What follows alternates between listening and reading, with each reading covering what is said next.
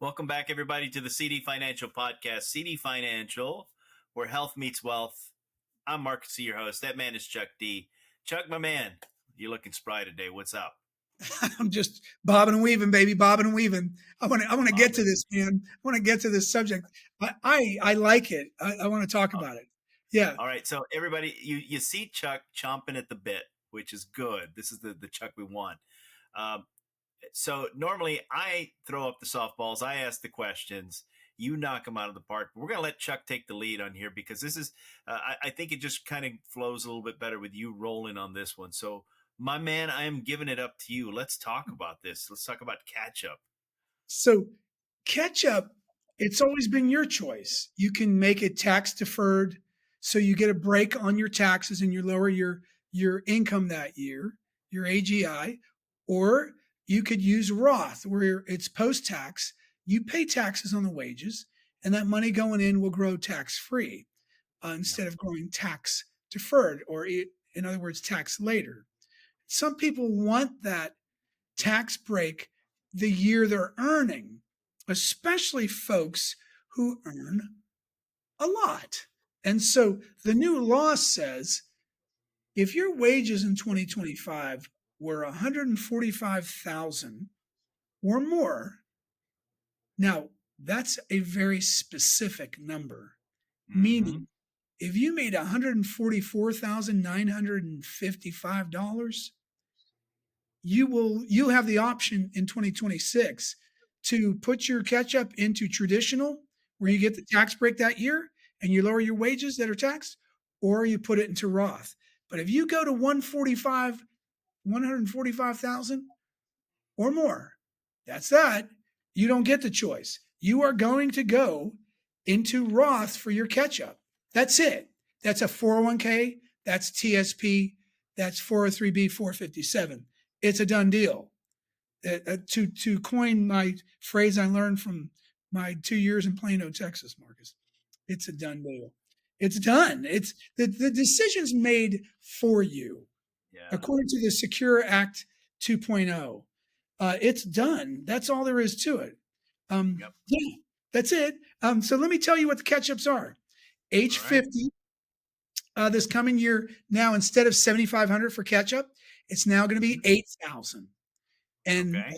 yeah, so that's cool. We're not going to give you the numbers on this episode here. You can click on it and it'll tell you what max funding looks like in your 401k TSP for 2026. What we're talking about specifically is your contributions into catch up, and how if you make more than 145,000 in earned wages, that means wages that you pay FICA on or Social Security taxes. And Mhm. that, by the way, folks, includes bonuses. If you made 140,000 and you got a $6,000 bonus in the year 2025, then you just went over the 145. And if you're max funding your 401k or TSP, your catch up's Roth. That is that. Oh, by the way, if you're 60 to 63, your catch up's 11,250 bucks. You can go that high if you're 60 to 63 years old. All right. So All let's right. talk more about this here catch up thing in Roth. Some of you, it might really affect you because sometimes you get offered either a cash bonus or a Mm-hmm. step increase. I know a lot of listeners from Department of Treasury, they sometimes get offered either a cash bonus or a step increase. This might really weigh into your decision. You might be like, you know what? I'm going to take the step increase next That year increase is looking good. Yeah. instead of the bonus that launches me into this, because I want to keep doing my catch up in tax deferral or traditional. Okay. Let's come back to who would be affected by the grade and step, right? And some other things. Now I'm going to read this. Okay. And Marcus is going to play the complainer here in this. The devil's advocate. There you Let's go. go. Devil's advocate, right? Okay. Higher taxable income today, because Roth catch up contributions are after tax. Employees lose the tax deduction they would have received for making pre tax catch up. What's your concern, Marcus? But Chuck, my tax bill just went up. I cannot argue that. It did just go up. What's your other concern? But Chuck, and by the way, everything's going to start but Chuck. No, don't do that. It's irritating me already. I'm forced to pay taxes on money I don't want taxed yet. Okay. And for some of you, it pushes you into a higher tax bracket, maybe, right? But just to be clear, it goes from 22 to 24%. So 145, let's say you make that, let's say your spouse makes 195, right? So I just blew my math up, but that's 330,000 plus 10. So you make 340,000 combined. Agreed? Yeah. Yeah. Yep. You're still in the 24% tax bracket. I think it goes from 200,000 for married couple or something up to 380. So you haven't really increased that much. You're still in 24%. You're in some of the lowest tax brackets you are ever going to see. Yep. By the way, we're in historically very low tax brackets. Okay, number 2, lower take-home pay. Switching the catch-up to Roth means payroll taxes and withholding reduce net pay more than before. Employees may feel, Marcus? My paycheck suddenly feels smaller. Yes. A little bit, not a lot. I mean, if it's 8 grand, where's right? If it's 8 grand catch up, and now you're getting clipped. Well, in Cali, it's really not pretty, right? Texas, you don't have Yeah. the state tax, but times 8,000 divided by 26. Yeah, it's $100 smaller. Yeah, I get it. It is $100 smaller. What's your other concern, Marcus? This messes with my monthly cash flow. A little bit. A little bit. I mean, if you're right on your monthly cash flow, it'll mess with it a little bit. Not a lot. It'll be like $203, right? Every I, month, something like that. $210. Yeah. I got to be honest, you're sounding a lot like my mom with the voice of reason right now. But Oh, mom, my friends are staying out. Yeah, they're staying out later. that's cool. She would level. Yeah. Number 3, reduced ability to save in other accounts. Well, Yeah. if what it's the argument made here is that because your net take home is shrinking, you might cut back on brokerage account investing, paying off your debt. Maybe if some of you got an HSA, not too many. I don't see too many federal employees with an HSA. You have to get a high Yeah. deductible health plan, HDHP, but it makes yeah, that's a good argument there. The forced Roth catch-up may disrupt your broader financial plan. Maybe. Again, I say to a lesser degree. Okay. Number 4, uncertainty about future tax rates. I feel like David Letterman, the top 10. This is the top 8. The top 8 concerns about forcing you to make your catch-up contributions in Roth. Okay. Number 4 is uncertainty about future tax rates. Yeah. Some high earners prefer pre tax savings because they believe future tax brackets will be lower in retirement. You want to know my In, concern? in a pig's eye? I don't think, I mean, I just, let me talk about that after. What's your concern? So my concern is I'm worried I'm paying taxes now at a higher rate than I will later. Yeah. Okay. So, um, yeah. I mean, if you got a federal pension, the first pension, the Social Security, um, you're going to pay taxes on both of those. Keep in mind that Social Security, the last 15% is not taxed by the Fed as we record, right? And most sane states do not tax Social Security. I was shocked to find out um, recently that I was working with a family from Montana, and they're this. I can't believe Montana taxes Social Security. I'm like, you guys need to unravel that. There's only 5 or 6 states left. I think New Mexico was just unraveling that. So that's I, I that's I think that has to do with the population and the money flow. To be honest with you. yeah, you could be right. Listen, but what you said is you're worried that you're going to pay taxes at a higher rate Yeah. than you would later. Um, here's the issue: the administration has suppressed these historically very low tax brackets. I know it doesn't feel like it, but they're very Yeah. low. It would 22 would have been like 25% and then 30, what was it? 25, 28, and then 33 or something like that. Really quick, much faster than 22 and 24. So we're in very low federal tax brackets. And I don't know what the future holds, but I'll tell you one thing: the national debt is soaring to extremely high heights, let's say, to new heights that we've never explored before. Okay, so because of that, I don't think so. I don't think this is really much of a valid concern. And Yeah, at the end, I'm with you. all right. So we got number five. Number five, loss of flexibility. Before Secure Act 2.0, you could choose pre-tax catch-up or Roth catch-up. Now you lose the ability to choose what's best for the tax strategy that year. Well, that's true. You do. It's decided for you. But if it's decided for you, soldier up, Yeah. right?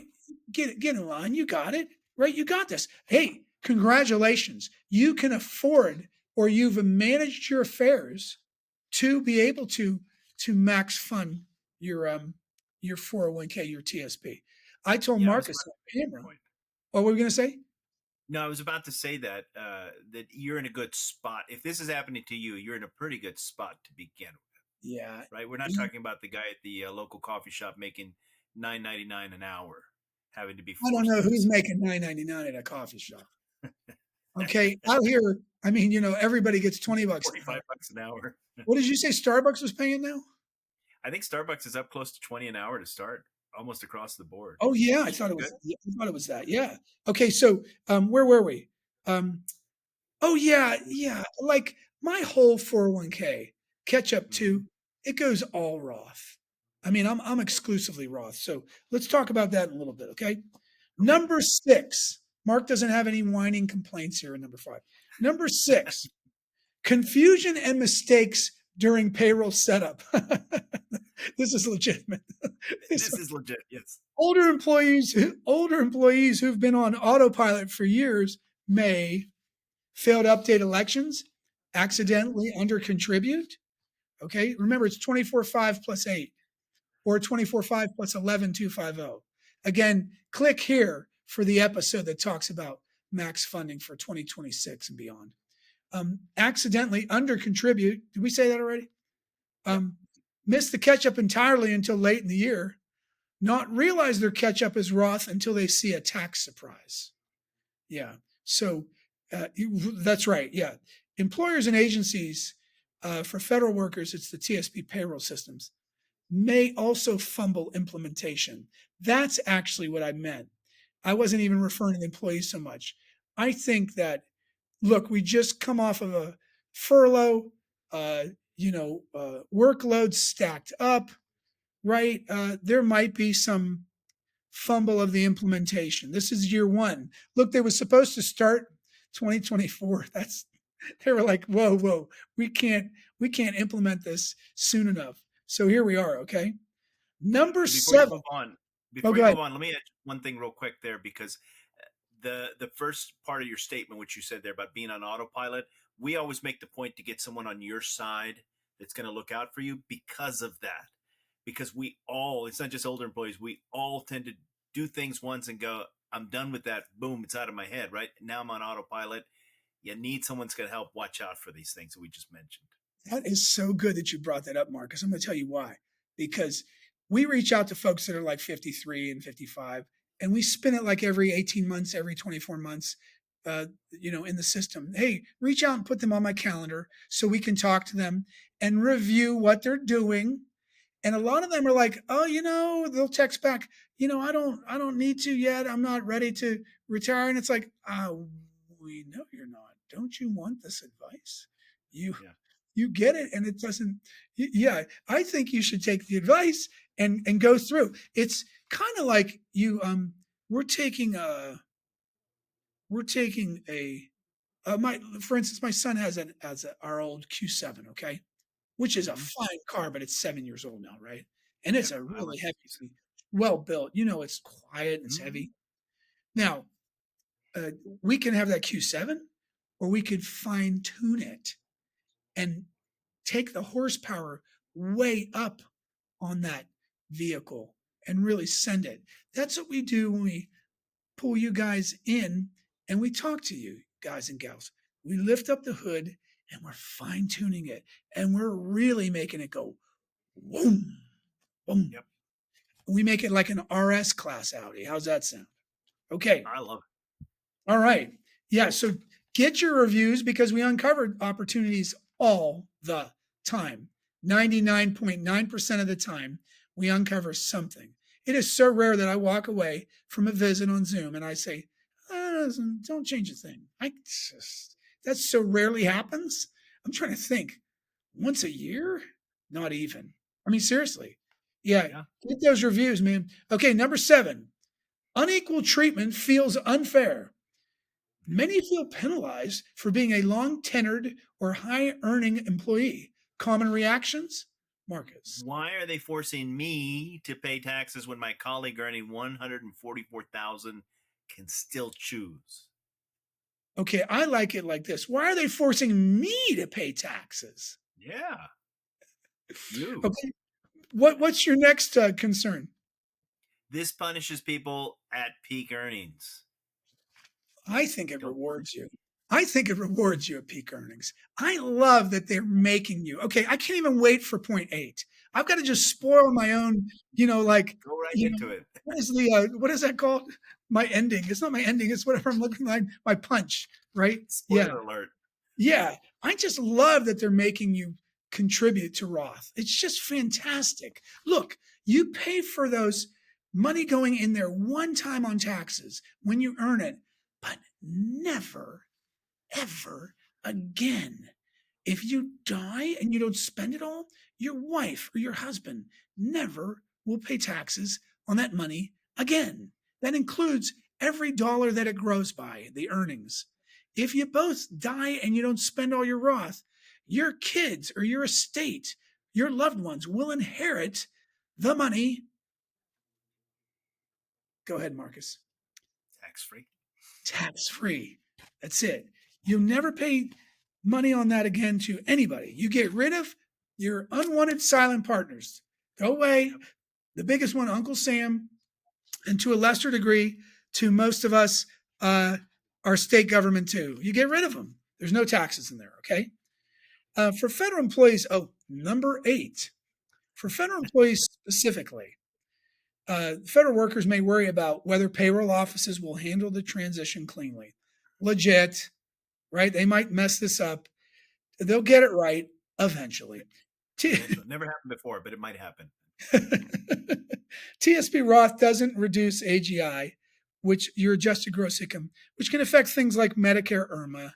So if you're still working at 65 and you're retired military, you might have a military pension. You might have, the VA disability doesn't count as tax-free, but you might have a military pension plus wages from your civilian job that send your Medicare Part B premiums way up. And you might have been using your TSP 401k contributions to lower that. That's not going to happen. Oh, and you're forced to get Medicare Part B at 65, Marcus, whether you're working or not when you're on TRICARE. When you're still working for a company or the federal government and agencies, you don't have to decide on Medicare Part B till after you retire.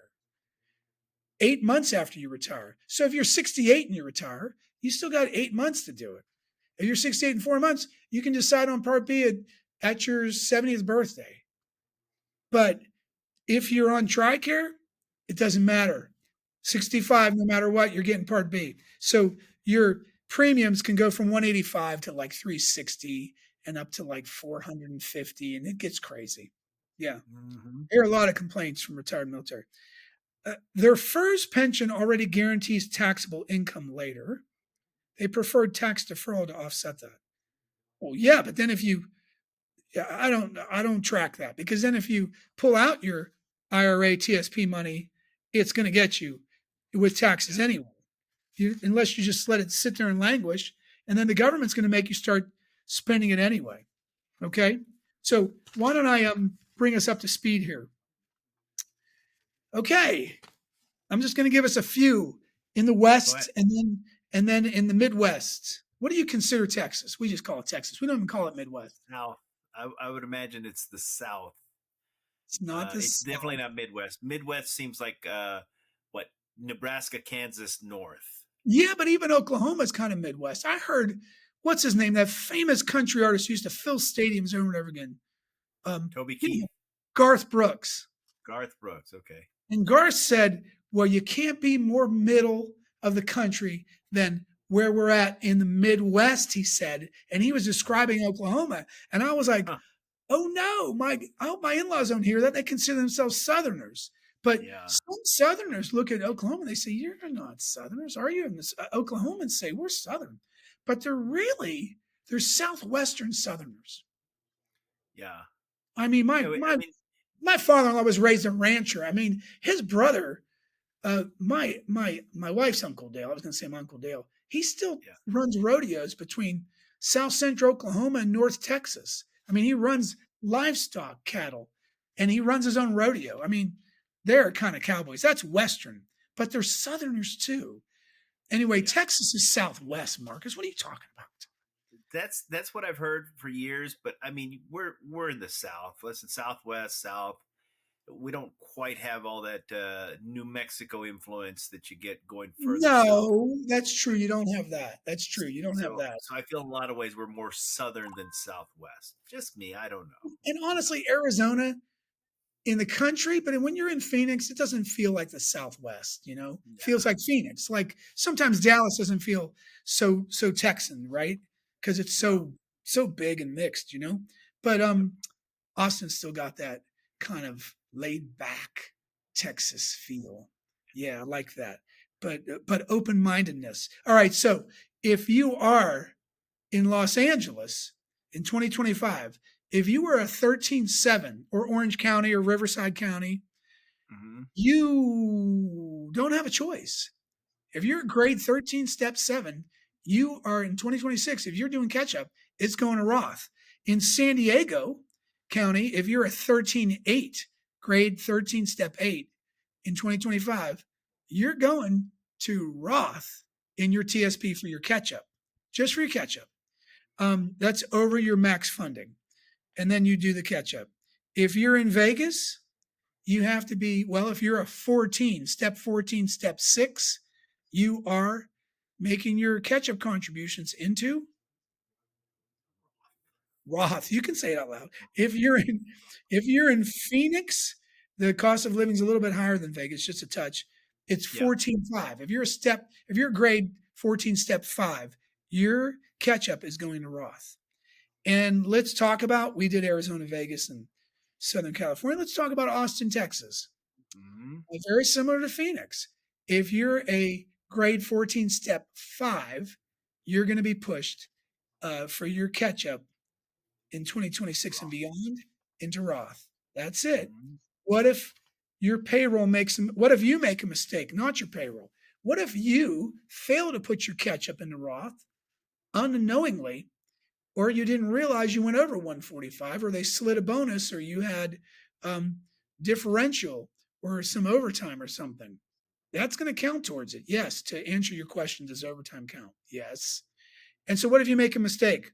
Payroll office will catch up to it, and they're going to make you unwind it and move it over to the Roth, and they're going to add those taxes back into your paycheck. Ooh, that might look nasty. That might look really nasty.